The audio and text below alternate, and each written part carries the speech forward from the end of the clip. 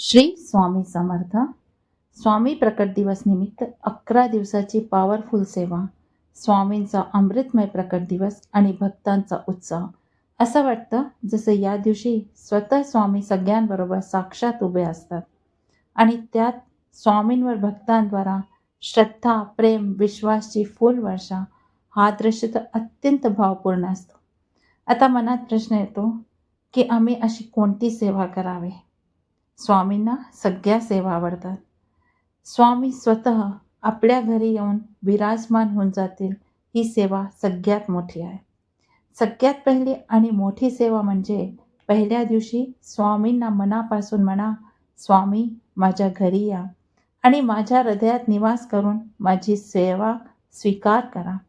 त्याचबरोबर घरात आणि मनाचे शुद्धीकरण. घराचं शुद्धीकरण म्हणजे धूप, दीप, अगरबत्ती संपूर्ण घरात फिरवायची आहे आणि मनाचे शुद्धीकरण म्हणजे वाईट विचारांना बाहेर काढायचं आहे.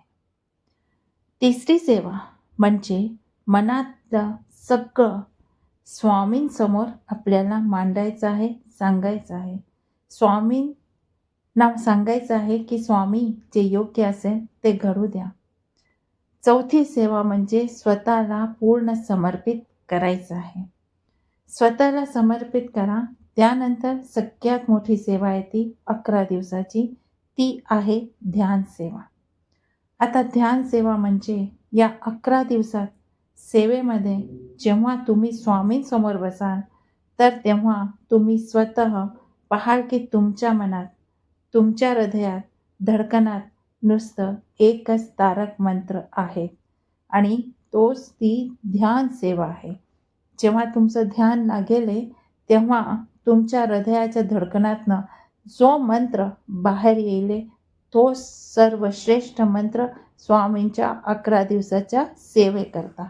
आता तो मंत्र श्री स्वामी समर्थ सुद्धा असू शकतो किंवा स्वामी माऊली माझी आई तू आली हे पण असू शकतं. तू आली माझ्या हृदयात आणि सर्व संकट दूर झाली, हे जे भाव उत्पन्न होतील आणि त्यावेळेस जो मंत्र, जे पण स्वामींबाबतीत कोणताही मंत्र या कोणतेही विचार आले, ती सगळ्यात मोठी सेवा असेल. त्यानंतर तुमच्या मनात स्वामींप्रती यापैकी कोणतीही सेवा करायची इच्छा झाली तर ती सेवा आपण नक्कीच करू शकता. पहिली आहे ही सेवा नामस्मरण सेवा. जेव्हा तुम्ही हृदयाच्या धडकनांमधून तुमच्या नामस्मरण उत्पन्न होऊन जाईल, ती नामस्मरण सेवा सर्वश्रेष्ठ सेवा आहे. त्यानंतर दुसरी सेवा तुम्ही करू शकता अन्नदान. अन्नदान सुद्धा सगळ्यात मोठी सेवा आहे. तिसरी सेवा स्वामी चरित्र वाचन. तुम्ही स्वामी चरित्र वाचन सुद्धा करू शकता. संक्षिप्त गुरुचरित्र वाचन करून त्याचे 11 दिवस 7 अध्याय छोटे छोटे आहे आपण वाचून ती सेवा सुद्धा स्वामींप्रती करू शकता. दीप सेवा करू शकता. स्वामींसमोर दीप लावा. 1, 2, 3, 4, 5 असे 11 दिवे सेवाही तुम्ही करू शकता.